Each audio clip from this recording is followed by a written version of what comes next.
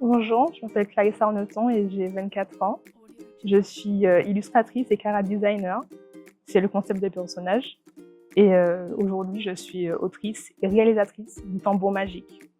J'ai postulé à la résidence parce que c'était une nouvelle expérience en fait. J'avais jamais eu la chance de pouvoir faire ce genre d'activité, de rencontrer des gens finalement qui sont pros dans ce qu'ils font.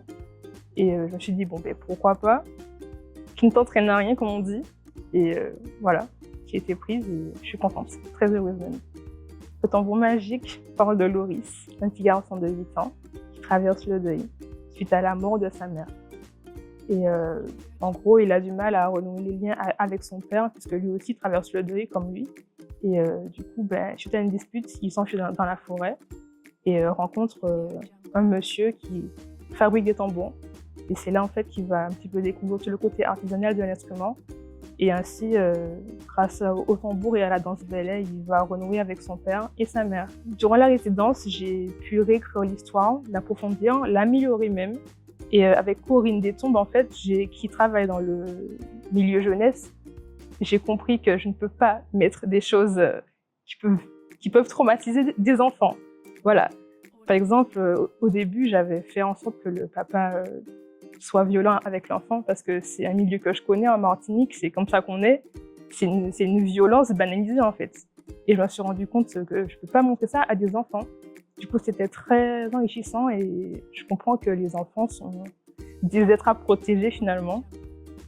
Petite anecdote, la fiche que j'avais fait pour mon projet, c'est un garçon qui tape sur un tambour et il est debout.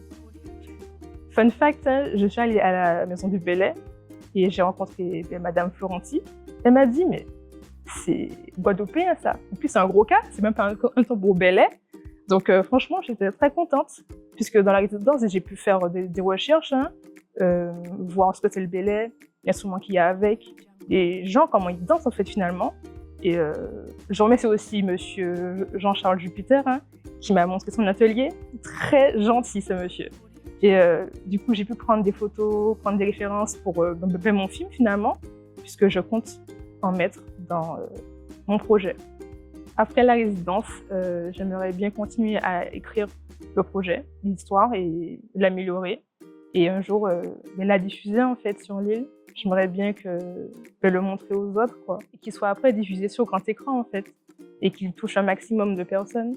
J'aimerais que les gens voient le film et se rendent compte d'une culture qu'on a qui, je trouve, qui commence un petit peu à disparaître.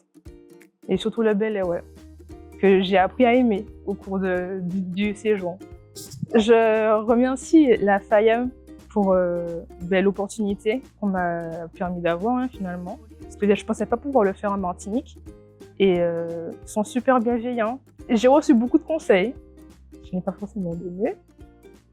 Et c'était très enrichissant. Voilà.